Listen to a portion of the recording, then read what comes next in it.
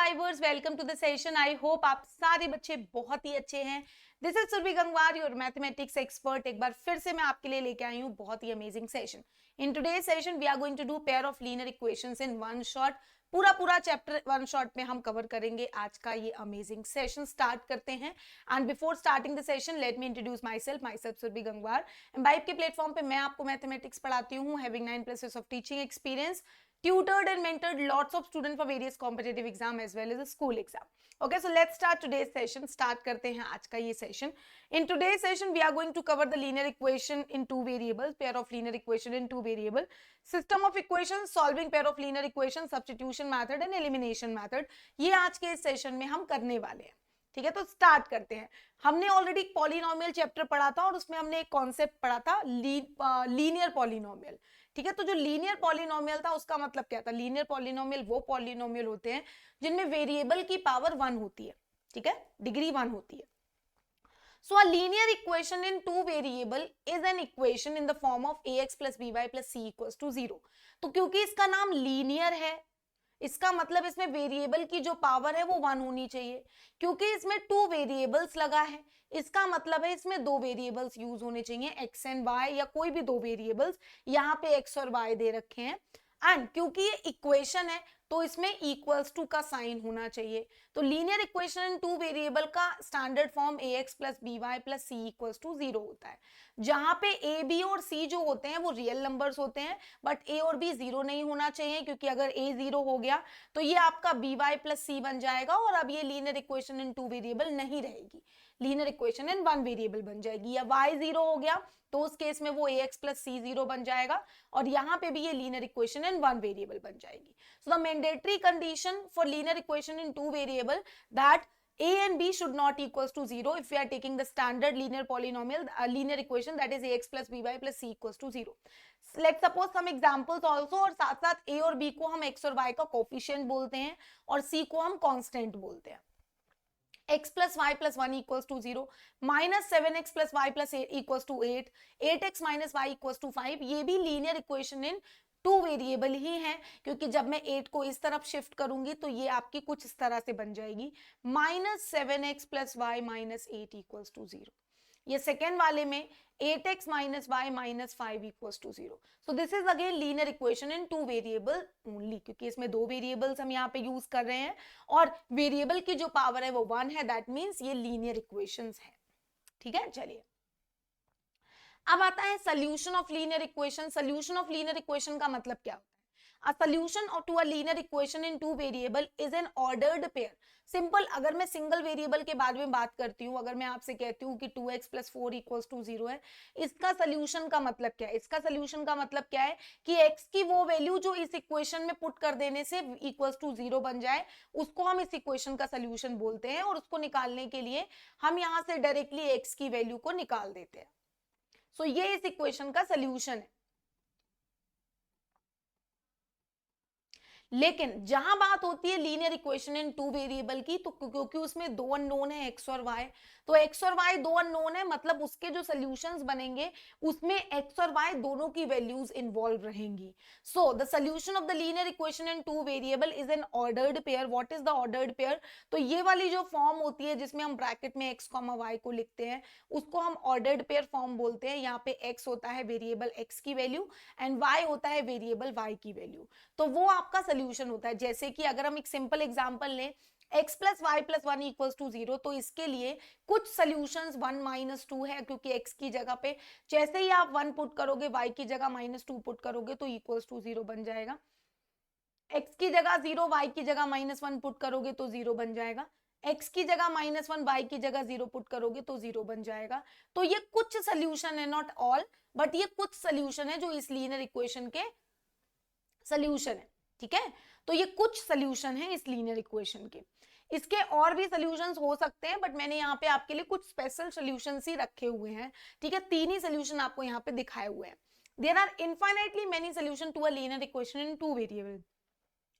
तो कोई इक्वेशन अगर linear equation in two variable है तो उसके इनफाइनाइट नंबर ऑफ सोल्यूशंस हो सकते हैं, इनफाइनाइट नंबर ऑफ सोल्यूशंस हो सकते हैं। ठीक है। लीनियर इक्वेशन में x की एक वैल्यू के उसके करस्पॉन्डिंग y की वैल्यू एग्जिस्ट करेगी। जैसे कि अगर मैं इस लीनियर इक्वेशन की बात करूं तो यहाँ पे y equals to -1 minus X होगा।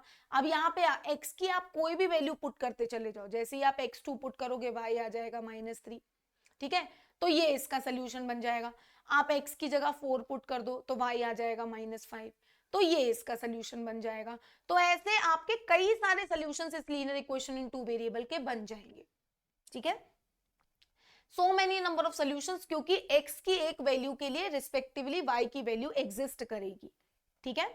चलिए आगे बढ़ते हैं। इसी के साथ साथ every ordered pair solution x comma y for ax plus by plus c equals to 0 is the point on the line representing it। कहता है कि कोई भी ऑर्डर्ड पेयर जो x comma y का है वो ax plus by plus c equals to 0 की जब हम लाइन को प्लॉट करेंगे तो उस लाइन का जो ग्राफ होगा, इसका जो ग्राफ बनाएंगे, अगर हम इसको एक लीनियर इक्वेशन की फॉर्म में ड्रॉ करते हैं तो उस लाइन पे जो पॉइंट्स होंगे वो सारे के सारे इसके सोल्यूशन होंगे। मतलब कहने का मतलब क्या है कि अगर कोई ऑर्डर्ड पेयर जो इस इक्वेशन का सोल्यूशन है, दैट मींस वो उस इक्वेशन की लाइन पे लाई करता है, is a point on the line representing it. Let's suppose x plus y plus 1 equals to 0. This is the linear equation. तो 1 comma minus 1 0 comma minus 1 comma minus 2 0 comma minus 1 minus 1 comma 0 4 comma 5 ये इसके कुछ solution है. These are the few solutions. few solutions है अगर हम इस linear equation की बात करें। तो अगर हम इस लीनियर इक्वेशन का ग्राफ ड्रॉ करने जाएंगे तो उसके कुछ सॉल्यूशंस जो निकल के आएंगे वो इसके ग्राफ के पॉइंट्स होंगे। तो अगर आइडियली हम इसी से समझने की कोशिश करें तो ये एक लीनियर इक्वेशन का जो ग्राफ हम बनाते हैं तो वो ग्राफ, ये line infinite number of points से मिलके बनती है। दैट मींस इस लाइन के इनफाइनाइट नंबर ऑफ पॉइंट्स हैं और वो सारे पॉइंट्स इस लीनियर इक्वेशन के बेसिकली कहे जाएं तो सॉल्यूशंस हैं। All the points will be the solution of this linear equation. सारे पॉइंट्स इस लीनियर इक्वेशन के सॉल्यूशंस रहेंगे। So let's solve one question and आप लोगों में से देखते हैं कौन कौन इसको ड्रैग करके सही आंसर करता है। तो आपको क्या करना है, connect the equation, linear equation in two variable, इसमें से कौन कौन सा है। तो सबसे पहले तो ये है क्योंकि इसमें दो वेरिएबल यूज किए हैं, ये भी है क्योंकि इसमें भी दो वेरिएबल यूज किए हैं। ना तो ये लीनियर है क्योंकि इसमें पावर 3 है, ना ये लीनियर है क्योंकि इसमें पावर 2 है, और ये लीनियर तो है लेकिन इसमें 3 वेरिएबल है, तो ये तीनों इसके आंसर्स नहीं बनेंगे। तो दीज आर द 2 आंसर्स, ठीक है, लीनियर इक्वेशन इन 2 वेरिएबल्स के। चलिए आगे बढ़ते हैं। एक क्वेश्चन और आपके सामने है, आपसे कहता है the ordered pair satisfies this equation. इनमें से कौन सा ऑर्डर पेयर इस इक्वेशन को सेटिस्फाई करेगा। तो सिंपल है, x की जगह पे 1 पुट करके देखो, 4 + 9 13, बिल्कुल सही। 5 पुट करके देखो, 20 - 12 13 तो नहीं होने वाला है। फिर 0 पुट करके देखो, 0 + 12 नहीं होने वाला है। तो the answer of the given question is 1,3, ठीक है। चलिए आगे बढ़ते हैं। इसी के साथ साथ ये सॉल्यूशंस का सिंपल अब तक हमने फंडा समझ लिया था। अब आता है pair of linear equation. Pair का मतलब क्या होता है, पेयर का मतलब होता है दो, पेयर ऑफ शूज, है ना, दो। तो pair of linear equation in 2 variable, हमने लीनियर इक्वेशन इन 2 वेरिएबल समझा। अब बारी है पेयर की, पर पेयर का मतलब है दो। तो दो इक्वेशंस कैसे, जैसे कि a1x + b1y + c1 = 0, एक ये इक्वेशन, एक a2x + b2y + c2 = 0, एक ये इक्वेशन। ये दोनों इक्वेशंस को अगर हम साइमल्टेनियसली डिस्कस करेंगे तो ये एक पेयर है, पेयर ऑफ लीनियर इक्वेशन है, पेयर ऑफ लीनियर इक्वेशन है, लीनियर इक्वेशंस का पेयर है, जहां पे a1 b1 c1 a2 b2 c2 are the real numbers, and again the mandatory condition that a1 b1 and a2 b2 cannot equals to 0, क्योंकि अगर ये 0 बनेंगे तो लीनियर इक्वेशन इन 2 वेरिएबल ये नहीं रहेगी। तो एक लीनियर इक्वेशन को हम सिंपल लीनियर इक्वेशन बोलते हैं, जहां पे हम दो लीनियर इक्वेशन को एक साथ डिस्कस करने लग जाते हैं, वहां पे बात आ जाती है पेयर ऑफ लीनियर इक्वेशंस की। एक इक्वेशन a1x + b1y + c1 = 0, दूसरी equation a2x + b2y + c2 = 0, simple. अब अगर हम ज्योमेट्रिकली रिप्रेजेंट करें तो एक लीनियर इक्वेशन को जब हमने एक ग्राफ पेपर पे ड्रॉ किया था तो आपको एक स्ट्रेट लाइन मिली थी। वहीं जब हम पेयर ऑफ लीनियर इक्वेशन को ग्राफ पेपर पे ड्रॉ करेंगे, सेम ग्राफ पेपर पे ड्रॉ करेंगे, so we will be getting some 3 cases, क्योंकि दोनों को हमने एक ही ग्राफ पेपर पे ड्रॉ किया है तो उसके 3 केसेस बन सकते हैं कि दोनों इक्वेशंस एक दूसरे के पैरेलल हों, कभी इंटरसेक्ट ना करें, दोनों इक्वेशन एक पॉइंट पे इंटरसेक्ट कर रही हूं, दोनों इक्वेशन एक दूसरे के ऊपर, दोनों लाइंस एक दूसरे के ऊपर कोइंसिडेंट हो। तो ये टोटल 3 केसेस ही बन सकते हैं कि वो कभी इंटरसेक्ट ना करें, एक पॉइंट पे इंटरसेक्ट करें, या फिर कोइंसिडेंट हो, एक दूसरे के ऊपर ही इंसिडेंट हो जाए, एक दूसरे के ऊपर ही लाई कर जाए। तो यहाँ पे 3 केसेस बनते हैं और अब हम एक एक करके सबको डिस्कस करते हैं। सबसे पहले आता है इंटरसेक्टिंग लाइन, मतलब जब लाइन किसी एक पॉइंट पे इंटरसेक्ट करती है तो हम उसको इंटरसेक्टिंग लाइन बोलते हैं। अब एक लीनियर इक्वेशन के इनफाइनाइट नंबर ऑफ सॉल्यूशंस हैं, दूसरी लीनियर इक्वेशन के अपने आप में इनफाइनाइट नंबर ऑफ सॉल्यूशंस हैं, और वो सारे सॉल्यूशंस, इसके जितने भी सॉल्यूशन है वो इसकी लाइन पे लाई करेंगे, इसके जितने भी सॉल्यूशन है वो इसकी लाइन के ग्राफ पे लाई करेंगे। लेकिन जब मैं दोनों को साइमल्टेनियसली डिस्कस करूंगी तो दोनों जिस पॉइंट पे इंटरसेक्ट करती हैं वो उनका कॉमन सॉल्यूशन होता है। मतलब दिस एंड दिस अगर हम दोनों को एक साथ डिस्कस करेंगे तो उनका एक कॉमन सॉल्यूशन ये है, और ये वो होता है जो दोनों जहां पे वो दोनों लाइंस इंटरसेक्ट करती है। So if lines are intersecting they are having a unique solution. तो जब हम पेयर ऑफ लीनियर इक्वेशंस की बात करते हैं तो उसमें एक लाइन के इनफाइनाइट नंबर ऑफ सॉल्यूशंस है, लेकिन जब हमने पेयर की बात की तो उस पेयर में इंटरसेक्टिंग लाइन बताती है कि उसका एक सॉल्यूशन होता है, मतलब उसका एक यूनिक सॉल्यूशन होता है। This is the intersecting line and the intersecting lines always have a unique solution. और वो पॉइंट होता है जो दोनों का कॉमन पॉइंट होता है, जहां दोनों इंटरसेक्ट करती हैं, और ये वो पॉइंट होगा जो इस इक्वेशन और इस इक्वेशन दोनों को सेटिस्फाई करेगा। ठीक है, चलिए अब क्या हर बार हमें ग्राफ ड्रॉ करना पड़ेगा? जी नहीं, आप without drawing the graph lines का नेचर बता सकते हो। आप बता सकते हो कि ये लाइंस इंटरसेक्टिंग होंगी और कैसे होंगी, इसके लिए कंडीशन क्या है, वो ये है। अगर दो लीनियर इक्वेशन इस फॉर्म में है तो अगर a1/a2 मतलब उनके x के कोफिशिएंट्स का रेशियो उनके y के कोफिशिएंट्स के रेशियो के इक्वल नहीं होता है तो वो दोनों लाइंस यूनिक सॉल्यूशन पे होती हैं, मतलब इंटरसेक्टिंग होती हैं। अगर a1/a2 is not equals to b1/b2 तो lines will be intersecting. Let's suppose I am giving you one example. 2x plus 3y equals to 5 and another equation is 5x plus 9y equals to 10. सो ये दोनों equations आपकी यहां से intersecting बन जाएंगी, क्योंकि यहां पे अगर हम बात करें a1/a2 की तो वो 2/5 है, और हम बात करें b1/b2 की तो वो 3/9 है, और ये दोनों आपस में इक्वल नहीं है, तो ये लाइंस इंटरसेक्टिंग बन जाएंगी। Lines will be intersecting only. अब यहाँ पे एक क्वेश्चन आपके सामने है, which of the following linear equation does not form a pair of line intersecting line?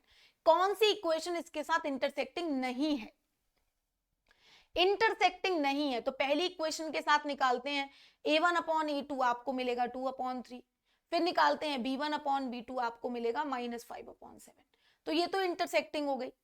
फिर दूसरी के साथ निकालते हैं, a1/a2 2/3, 2/6 1/3, b1/b2 -5/15, -15 1/3।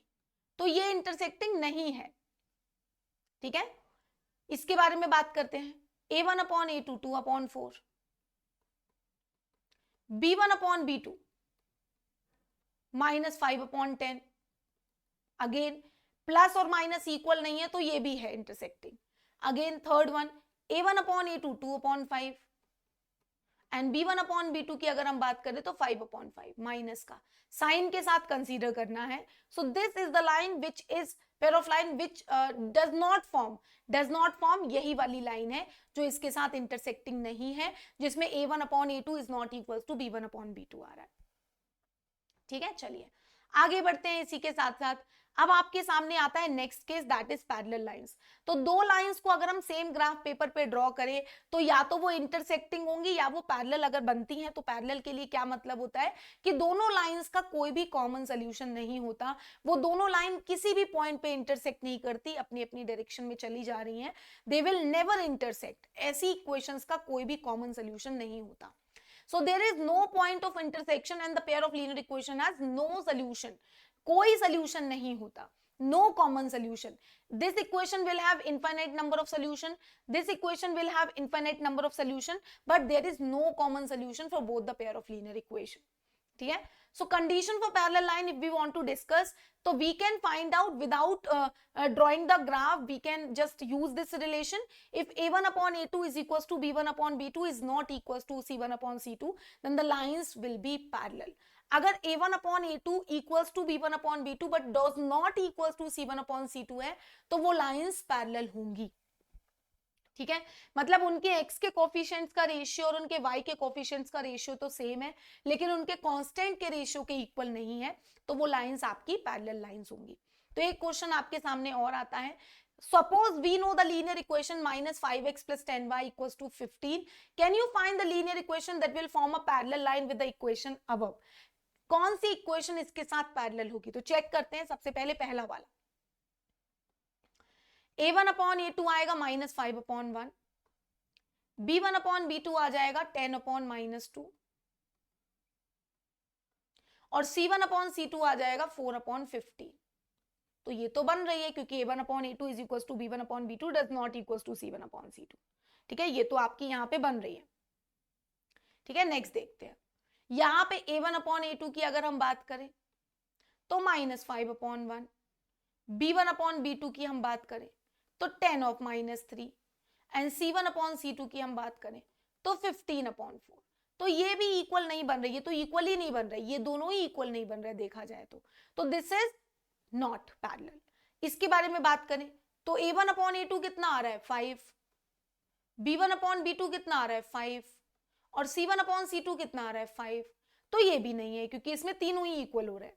फिर हम इसकी बात करें तो a1 अपॉन a2 कितना आ रहा है minus 5 upon 3, b1 upon b2 कितना आ रहा है, यहां पे अगर हम बात करें तो 10 अपॉन माइनस 4. अगेन 3 तो नहीं बन रहा, तो ये भी नहीं है क्योंकि आंसर यहाँ पे निकल के ये वाला आ रहा है क्योंकि इसी केस में a1 upon a2 is equal to b1 upon b2 है but does not equal to c1 upon c2 है. तो यही इसकी पैरेलल लाइन होगी. ठीक है, चलिए आगे बढ़ते हैं. Next third condition that is coincident line. What are the coincident line? Coincident lines वो होती हैं जब एक के ऊपर दूसरी कोइंसिडेंट कर जाए, मतलब दूसरी उसके ऊपर ऐसी लाई करे कि दूसरी वाली दिखे ना, तो ऐसी लीनियर इक्वेशंस को कोइंसिडेंट लाइन बोलते हैं. और every solution of the very first equation will be the solution of the second equation. दोनों इक्वेशंस के infinite number of common solutions होते हैं क्योंकि दोनों इक्वेशंस एक के ऊपर कोइंसिडेंट करती हैं. तो एक इक्वेशन के इनफाइनाइट, दूसरे के इनफाइनाइट और दोनों के सेम सॉल्यूशंस होते हैं. ऐसी इक्वेशंस के लिए आपको सिंपल अगर आप देखो तो 2x plus y equals to minus 3 and 8x plus 4y equals to minus 12. and if you want to observe you can see कि अगर मैं इस पूरी इक्वेशन को 4 से मल्टीप्लाई कर दूं तो I'll get this equation and you can directly observe from here कि अगर आपको देखना है कि दो इक्वेशन कोइंसिडेंट है तो उनकी कंडीशन क्या निकलेगी. तो condition will be so simple. Condition will be a1 upon a2 equals to b1 upon b2 is equals to c1 upon c2. तो ये कोइंसिडेंट लाइन की कंडीशन है. जो रेशियो x के कोफिशिएंट्स का होगा वही रेशियो y के कोफिशिएंट्स का होगा और वही रेशियो कांस्टेंट टर्म्स का होगा. ठीक है, तो यहाँ पे आपके सामने एक क्वेश्चन है और आपको बताना है which of the following linear equation has infinite common number of solution. ठीक है, infinite common number of solutions होंगे. तो अगर हम इसके बारे में बात करते हैं तो फर्स्ट इक्वेशन के साथ चेक करते हैं. We already know a1 upon a2 आपका 1 आएगा, b1 अपॉन b2 आपका माइनस 1 आएगा और c1 अपॉन c2 जब यही इक्वल नहीं आया तो आगे तो बढ़ना ही गलत है. आपको सिंपल देखना है कि अगर मैं इस इक्वेशन में किसी कांस्टेंट नंबर से मल्टीप्लाई करूं तो दूसरी मिल जानी चाहिए. a1 अपॉन a2 की अगर हम बात करें तो 1 अपॉन 3 है, b1 अपॉन b2 की अगर हम बात करें तो 1 अपॉन 3 है, c1 अपॉन c2 की अगर हम बात करें तो 1 है. नहीं, अगेन a1 अपॉन a2 की अगर हम बात करें तो 2 अपॉन 6 है, b1 अपॉन b2 की अगर हम बात करें तो 1 अपॉन 3 है और c1 अपॉन c2 की अगर हम बात करें तो माइनस 1 अपॉन 3 है. ये भी नहीं है. अब इसकी बात करते हैं. a1 अपॉन a2 की अगर हम बात करें तो 2 अपॉन माइनस 6 है, b1 अपॉन b2 की अगर हम बात करें तो माइनस 1 अपॉन 3 है और c1 अपॉन c2 की अगर हम बात करें तो माइनस 1 अपॉन 3. तीनों केसेस में इक्वल आ रहा है. दैट मीन्स यही एक लाइन है जो इसके साथ कोइंसिडेंट होगी. तो a1 upon a2 is equals to b1 upon b2 is equals to c1 upon c2 will be the condition for coincident line. ठीक है, अब आता है सिस्टम ऑफ इक्वेशन. तो सिस्टम कैसे होते हैं, कंसिस्टेंट सिस्टम और इनकंसिस्टेंट. कंसिस्टेंट सिस्टम कैसे होते हैं, अ pair of linear equation which has at least one common solution. ऐसी पेयर ऑफ लीनियर इक्वेशन जिनका कम से कम एक कॉमन सोल्यूशन हो, उनको हम consistent pair of linear equation बोलते हैं, कंसिस्टेंट पेयर बोलते हैं. और ऐसी लीनियर इक्वेशन जिनके नो कॉमन सोल्यूशन हो, उसको हम इनकंसिस्टेंट सिस्टम बोलते हैं. तो अगर हम बात करें तो हमने 3 केसेस पढ़े थे, यूनिक सोल्यूशन, नो सोल्यूशन और इनफाइनाइट सोल्यूशन. तो इसमें से यूनिक और इनफाइनाइट जो होता है वो होता है कंसिस्टेंट सिस्टम, और नो सोल्यूशन होता है इनकंसिस्टेंट. तो कंसिस्टेंट सिस्टम का मतलब है यूनिक और इनफाइनाइट, मतलब उसके लिए 2 कंडीशन है. एक तो a1 upon a2 is not equals to b1 upon b2. So this is the condition for unique solution. And infinite की कंडीशन क्या है, a1 upon a2 is equals to b1 upon b2 is equals to c1 upon c2, and this is the condition for coincident line, मतलब infinite solution. inconsistent का मतलब होता है parallel lines. a1 upon a2 is equals to b1 upon b2 does not equals to c1 upon c2. This will be inconsistent system. उनका कोई common solution नहीं होता है. तो अब आपके सामने एक एग्जांपल है और आपको ड्रैग एंड ड्रॉप करके बताना है कि ये सिस्टम कंसिस्टेंट होगा या इनकंसिस्टेंट होगा. तो अगेन हम निकालेंगे a1 अपॉन a2. a1 क्या है 2, a2 कितना है -4. फिर निकालेंगे b1 अपॉन b2, फिर निकालेंगे c1 अपॉन c2. एंड यहां we can observe that a1 upon a2 is equals to b1 upon b2 does not equals to c1 upon c2. So this system will be consistent or inconsistent. You can observe this will be inconsistent because lines will be parallel. That means no common solutions for both the equation. Okay? चलिए आगे बढ़ते हैं. इसी के साथ साथ अब हम सिंपल कुछ बात करते हैं. Suppose we are having 2 equations, है ना. अगर हम इनको ग्राफिकली प्लॉट करें, अगर हम इन दोनों इक्वेशंस को ग्राफिकली प्लॉट करते हैं तो ग्राफ पे कैसे प्लॉट करेंगे. लेट्स सपोज हमारे पास एक इक्वेशन ये वाली है. सबसे हम फर्स्ट इक्वेशन को उठाते हैं और उसके कुछ सोल्यूशन फाइंड करते हैं. सोल्यूशंस कैसे निकालते हैं इक्वेशन के. आपको अगर मैंने कहा 2x - y = 3 है तो आप यहां से y की वैल्यू को निकाल दो और एक टेबल बनाओ. उस टेबल में x की कुछ वैल्यूज को आप अपनी तरफ से सब्स्टिट्यूट कर लो और उसके लिए y निकाल दो.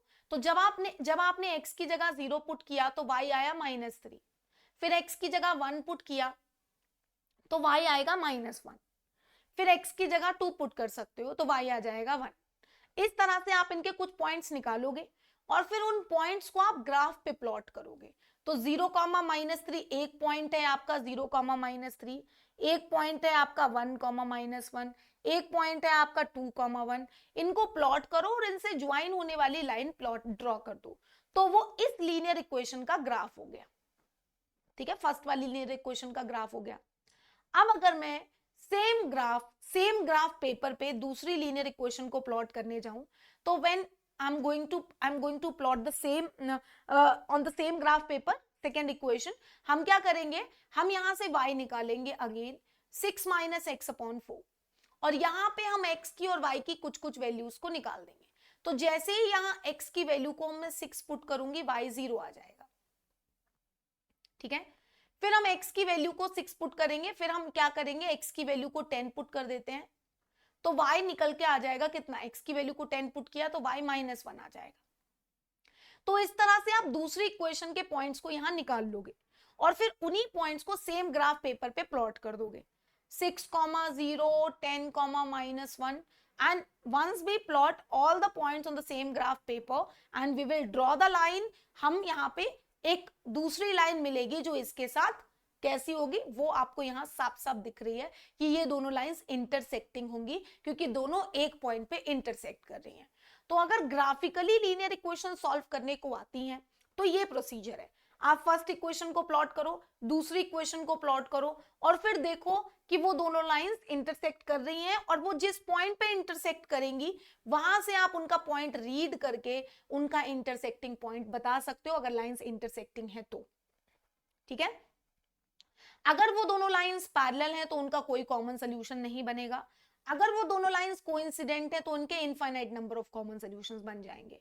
लेकिन सॉल्व करने के लिए हमेशा यूनिक सॉल्यूशन का केस आता है क्योंकि उसी केस में लाइंस इंटरसेक्टिंग होती हैं और एक कॉमन सॉल्यूशन होता है। ठीक है, तो यहां पे देखिए कहता है two lines can be intersecting parallel और coincident if the line presenting a pair of linear equation are parallel then there are no point x comma y that lies on both the line so the two linear equation have no common solution। और अगर lines coincident हैं तो उनके infinite number of common solutions होंगे और अगर line को intersecting है तो उनका एक यूनिक कॉमन सॉल्यूशन होगा और यही कॉमन सॉल्यूशन निकालना आपका काम होता है। आपके सिलेबस में जो क्वेश्चन सॉल्व करने के मेथड्स हैं, एलिमिनेशन, सब्स्टिट्यूशन या फिर इंटरसेक्टिंग लाइंस के लिए आपको ग्राफिकली सॉल्व करना, तो बेसिकली यही कॉमन सॉल्यूशन वहां पे आपसे पूछा जाता है। ठीक है, चलो आगे बढ़ते हैं। अब बारी आती है एल्जेब्रिकली मेथड सॉल्व करने की। ग्राफिकली हमने सीख लिया। Now how to solve algebraically pair of linear equation.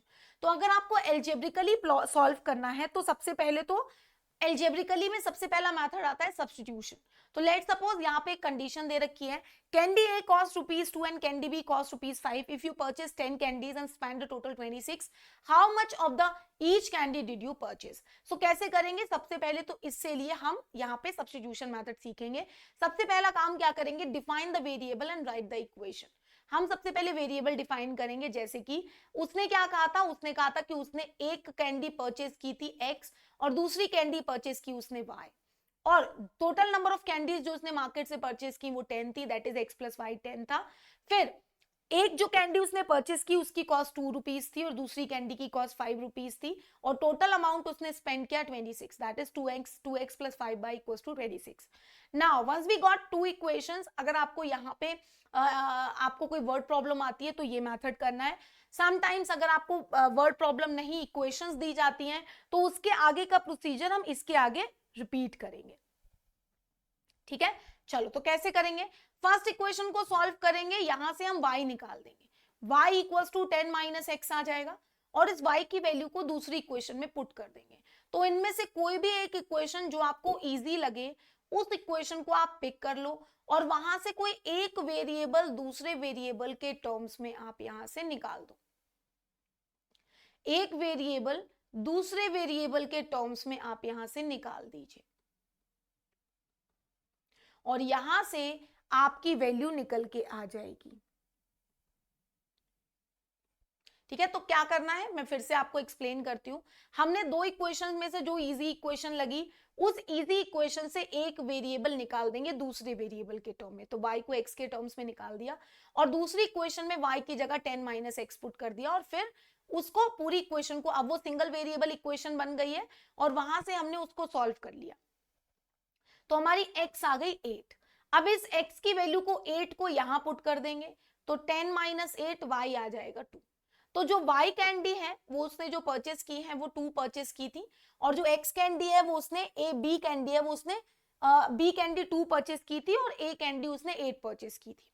तो आप कोई भी मेथड, कोई भी इक्वेशन, लाइक हमने यहाँ पे x + y = 10 बोली थी, दूसरी इक्वेशन 2x + 5y = 26 था। तो इसमें से, ठीक है, आप इसमें से एक second 2x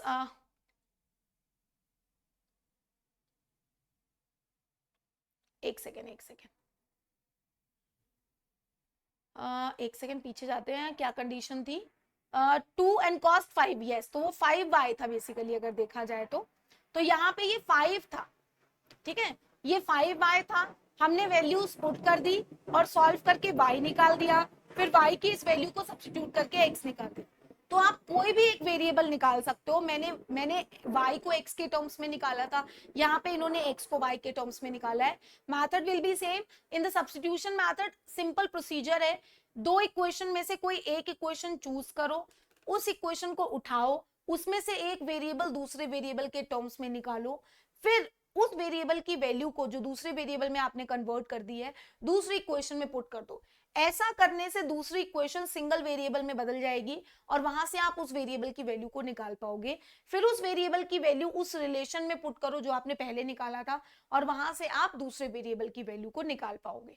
so this is simple substitution method. आपको इक्वेशंस दी जाएंगी, आपसे कहेगा कि सॉल्व करके यहां से x और y की वैल्यू निकालो। सो आइडियली हम यहां से x एंड y की वैल्यू निकाल रहे हैं और वो x एंड y कौन सा है, वो उन दोनों लीनियर इक्वेशन का यूनिक सोल्यूशन है, दोनों इक्वेशन का कॉमन सोल्यूशन है। तो वही काम हम यहाँ पे कर रहे हैं। ठीक है, चलिए आगे बढ़ते हैं इसी के साथ साथ। Next method is elimination method. Elimination method क्या होता है? एलिमिनेशन मेथड बेसिकली होता है दो इक्वेशंस हमने जो बनाई और दोनों इक्वेशंस को हम कैसे एलिमिनेशन से सॉल्व करेंगे वो हम यहाँ पे देखेंगे। जैसा इसका नाम है एलिमिनेट करना, वही काम हम यहाँ पे करने वाले हैं। Let suppose total number of pencils with you are 46 and total number of pencil with your friends are 19। ठीक है, how many pencils were in the small boxes and how many were in the large boxes? So let's suppose you are having 5 this much and 7 this much and your friend having 2 this much and 3 this one. Okay, so let's suppose ये दे रखा है, तो सबसे पहले equation बनाएंगे। So let's suppose number of pencils in the large box are x and number of pencils in the small box is y. Let's suppose we are having this condition. ठीक है, so number of pencils in the large box x है और आपके पास जो condition दे रखी है उस कंडीशन से अब हम चलना स्टार्ट करेंगे। Number of pencils in the large box are x और आपके फ्रेंड के पास 19 है और उसके पास 2 लार्ज बॉक्स है, तो इक्वेशन बन गई 2x और प्लस उसके पास 3 स्मॉल बॉक्सेस हैं 3y इक्वल्स टू 19। आपके पास 5 लार्ज बॉक्स है 5x प्लस 7 स्मॉल बॉक्स है 7y equals to 46। Now we have got 2 equations. अब इन दोनों इक्वेशंस को आप यूज करते हो सब्स्टिट्यूशन मेथड, एलिमिनेशन, दोनों में से कोई भी यूज कर सकते हो, बट एलिमिनेशन में आपको यहाँ पे बताने वाली हूँ कि आपको क्या करना है। तो सबसे पहला स्टेप क्या है कि आपने जैसे ही दोनों इक्वेशंस को देखा, आपको क्या करना है, दोनों इक्वेशंस में से दोनों इक्वेशन में किसी एक वेरिएबल के कोफिशिएंट को सेम करना है। तो फर्स्ट इक्वेशन में था 5x और सेकेंड में था 2x, तो इस 5 और 2 को मैं कॉमन बनाना चाहती हूँ, तो मैं इन दोनों का एलसीएम लेके देखूंगी 10। तो मतलब इस 5 को मुझे 10 बनाना है, इस 2 को मुझे 10 बनाना है। तो फर्स्ट इक्वेशन को मैं मल्टीप्लाई कर दूंगी 2 से, सेकेंड इक्वेशन को मैं मल्टीप्लाई कर दूंगी 5 से और फिर मुझे ये दोनों इक्वेशंस मिल जाएंगी। Now what will be the next step? जिसके कोफिशिएंट को आपने सेम बनाया है, जिसके कोफिशिएंट को आपने सेम बनाया है, आप उनका साइन ऑब्जर्व करोगे। तो 10x और 10x दोनों पॉजिटिव हैं, अगर वो दोनों सेम साइन के हैं तो आप दोनों इक्वेशंस को सबट्रैक्ट कर दोगे। तो मैं यहां पे लिख के दिखाती हूं, मैं 10x plus 14y equals to 92 को 10x plus 15y equals to 95 से सबट्रैक्ट कर दूंगी। तो जब मैं इसको सबट्रैक्ट करूंगी तो माइनस y इक्वल्स टू कितना आ जाएगा, -3, यानी कि y की वैल्यू यहां से 3 आ जाएगी। ठीक है, और इस y की वैल्यू को इनमें से किसी भी इक्वेशन में पुट करके मैं x निकाल दूंगी, तो x यहाँ 5 आ जाएगा। So this method is elimination. हम एक वेरिएबल को एलिमिनेट कर रहे हैं, मतलब हटा रहे हैं। तो क्या करना है, फिर से मैं स्टेप्स बताती हूँ आपको। एलिमिनेशन में सबसे पहले किसी एक के कोफिशिएंट को सेम करना है, किसी एक वेरिएबल के कोफिशिएंट को सेम कर लिया, फिर जिस वेरिएबल के कोफिशिएंट को सेम किया उसके साइन को देखेंगे, अगर दोनों सेम साइन के हैं तो दोनों इक्वेशंस को सबट्रैक्ट कर देंगे और अगर दोनों ऑपोजिट साइन के हैं तो दोनों इक्वेशंस को ऐड कर देंगे।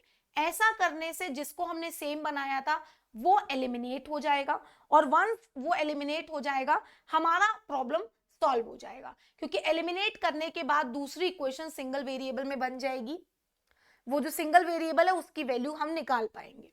ठीक है, so this method is called the elimination method. Substitution में हमने क्या किया था, सब्स्टिट्यूशन से अगर हमें इसे करना होता तो हम क्या करते, हम इसमें से कोई फर्स्ट या सेकेंड इक्वेशन उठाते और वहां से हम किसी एक वेरिएबल को दूसरे वेरिएबल के टर्म्स में निकाल देते। तो मैंने यहां से x को y के टर्म्स में निकाला, अब x की इस वैल्यू को दूसरी इक्वेशन में हम पुट कर देते। अब ऐसा करके आपको ये दूसरी इक्वेशन y के टर्म्स में मिल जाती और फिर इसे सॉल्व करके हम यहाँ से y निकाल देते, फिर उस y की वैल्यू को यहाँ पुट करके x निकाल देते। So this method is substitution and elimination में किसी एक के वेरिएबल के कोफिशिएंट को सेम बनाते हैं, फिर जिसका कोफिशिएंट सेम बनाया है उसका साइन ऑब्जर्व करते हैं। अगर वो दोनों सेम साइन के होते हैं तो दोनों इक्वेशंस को हम सबट्रैक्ट कर देते हैं। अगर वो दोनों के साइन ऑपोजिट होते हैं, जैसे कि अगर एक प्लस है एक माइनस है, तो दोनों को हम ऐड कर देते हैं, जिससे कि जिनका आपने कोफिशिएंट सेम बनाया है उन दोनों इक्वेशंस को हम सबट्रैक्ट कर देते हैं। जैसे आपके सामने एक क्वेश्चन है, आपको इसे सॉल्व करना है। Find x plus y given x by 2 minus y by 9 6 x by 7 plus y by 3 equals to 5। दोनों इक्वेशंस को सॉल्व करके हमें इसका आंसर देना है। ट्राई करेंगे और इसका आंसर करेंगे।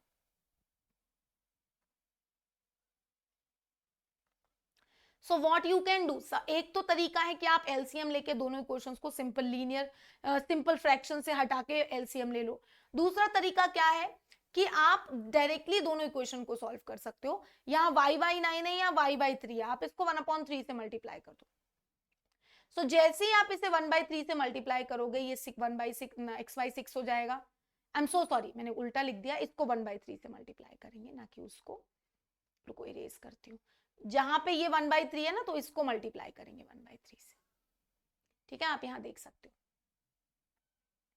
तो ये x by 2 है, ये y by 9 है, ये 6 है।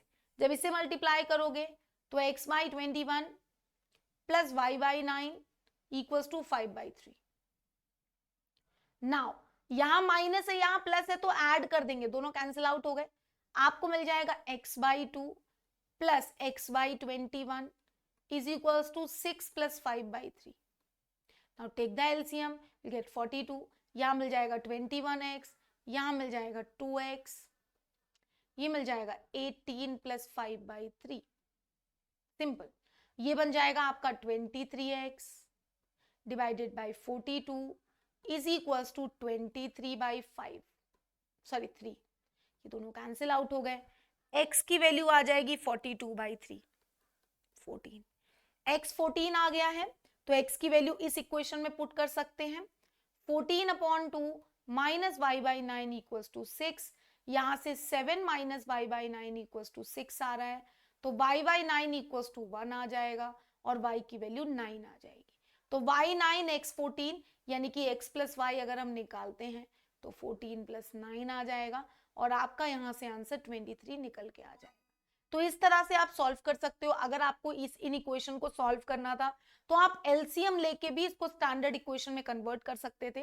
लाइक आपको मिलता 9x minus 2y equals to 18 into 6 और यहाँ 3x plus 7y equals to 5 into 21 और उसके बाद आप इक्वेशंस को सॉल्व कर लेते। ठीक है, तो भी आपका आंसर सेम ही आता।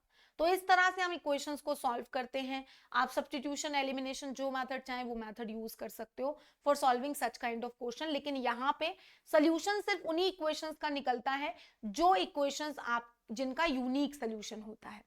ठीक है, सो आज का ये सेशन जिसमें मैंने आपको pair of linear equation in one shot कराया, मैंने आपको सारे कॉन्सेप्ट्स रिवाइज किए, system of equation, consistent system, inconsistent system, linear equation क्या होती है, पेयर ऑफ लीनियर इक्वेशन क्या होती है। इसके अलावा हमने डिस्कस किया solving pair of linear equation, graphically method for solving pair of linear equation, algebraically method of solving pair of linear equation, substitution method and elimination method. ठीक है, condition पढ़ी, कैसे पढ़ी कि अगर दो लीनियर इक्वेशन है तो पैरेलल लाइन की ये कंडीशन है, इंटरसेक्टिंग लाइन की ये कंडीशन है और कोइंसिडेंट लाइन की ये कंडीशन है।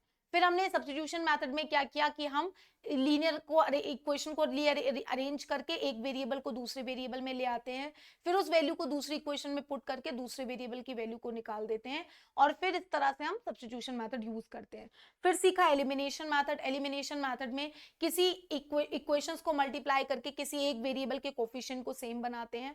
फिर अगर इक्वेशन का जो उनका कोफिशिएंट सेम बनाया है, अगर उनका साइन सेम है तो इक्वेशंस को सबट्रैक्ट करते हैं, अगर साइन ऑपोजिट है तो इक्वेशंस को ऐड करते हैं और उसके बाद हम उनको सॉल्व करके वहां से वैल्यू को निकालते हैं। तो ये आज के सेशन में हमने सीखा। आई होप आप लोगों ने आज का ये सेशन अच्छे से समझा है।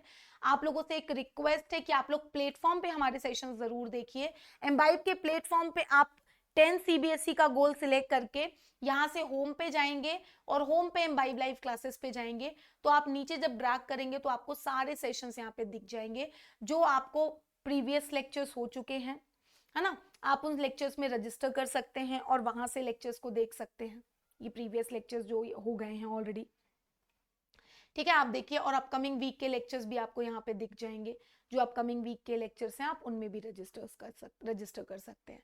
इसी के साथ साथ आप लोगों को यहाँ पे अगर आप कोई किसी और ग्रेड के स्टूडेंट हैं तो you can change your goal also. आप क्लास 9th के लिए, क्लास 8th के लिए, जिस भी ग्रेड के स्टूडेंट है, जेई के लिए कर रहे हो, 11th 12th के लिए कर रहे हो, सब आपको यहाँ मिल जाएंगे। आप यहाँ क्वेश्चन की लाइव प्रैक्टिस कर सकते हो। आपने मैथमेटिक्स सिलेक्ट किया, आपने नीचे देखा कि बहुत सारी बुक्स अवेलेबल हैं, तो आपको जिस बुक से प्रैक्टिस करनी है आप उस बुक को सिलेक्ट कर लो। लाइक अगर आपको इससे प्रैक्टिस करनी है तो आपने ये बुक सिलेक्ट की, फिर आपको जिस चैप्टर पे प्रैक्टिस करनी है वो चैप्टर सिलेक्ट करो, कॉन्सेप्ट सिलेक्ट करो and start practicing the question. It will give you so many question. आप लाइव क्वेश्चंस की प्रैक्टिस कर सकते हो। All the things are completely free on the platform. इसके साथ साथ सबसे अच्छा फीचर है आप यहाँ टेस्ट दे सकते हो। अब टेस्ट देने के लिए आपको एक स्कूल एग्जाम का वेट नहीं करना है। आप यहाँ ऊपर टेस्ट का ऑप्शन है, टेस्ट पे सिलेक्ट करिए और टेस्ट पे सिलेक्ट करने के बाद आपको कस्टमाइज करना है टेस्ट, या फिर बने हुए कुछ टेस्ट पेपर अवेलेबल हैं, आप उन टेस्ट पेपर को दे सकते हो। या फिर अगर आपको स्पेसिफिकली कस्टमाइज करना है अपना मल्टीपल चैप्टर्स के अकॉर्डिंग, आप यहाँ देख सकते हो class 10th grade mathematics baseline test, mathematics paper 1 arithmetic progression real number test, है ना। ये सारे टेस्ट ऑलरेडी बने हुए हैं, बट स्टिल आपको अपने अकॉर्डिंग 3-4 चैप्टर का टेस्ट देना है तो आप यहाँ मैथमेटिक्स सिलेक्ट करके जिन चैप्टर्स का टेस्ट देना है, like pair of linear equation, polynomial, custom test करेंगे, टेस्ट का नाम देंगे, टेस्ट का लेवल डिसाइड करेंगे। टेस्ट का नाम लेट सपोज मैंने y दे दिया, टेस्ट का लेवल इजी दे दिया और या मीडियम दे दिया और 30 मिनट्स का ड्यूरेशन डिसाइड कर दिया और नेक्स्ट कर दिया। It will customize the test paper for you and all the things are completely free. As ये जो पेपर इन्होंने बना के दिया है, this is 97% align to your exam. You can start the test and read the instructions and यहाँ से करके आप स्टार्ट नाउ कर सकते हो, ठीक है। और यहाँ पे आपको टेस्ट पेपर मिल जाएगा, ठीक है। You can just read the instructions and you can just understand कि क्या बन रहा है, ठीक है। तो ये आपके लिए बहुत ही अच्छा सा फीचर है। टेस्ट देना बहुत अमेजिंग है, प्लेटफॉर्म पे टेस्ट जरूर दोगे। इसके साथ साथ एम्बाइब लेंस को एक्सप्लोर करो। This is also completely free. Download the imbibe lens app. उसके थ्रू कोई भी कीवर्ड स्कैन करके, अपनी बुक में कोई भी कीवर्ड स्कैन करके उससे रिलेटेड 3D मॉडल से देख सकते हो और उससे बहुत कुछ सीख सकते हो। Join the Telegram channel with the given link and with the given QR code. आज का ये सेशन इसी के साथ खत्म करती हूँ। आई होप आप लोगों ने ये चैप्टर अच्छे से समझा है। नेक्स्ट लेक्चर में जल्दी ही मुलाकात होगी, तब तक के लिए bye everyone, take care, stay safe and keep imbibing.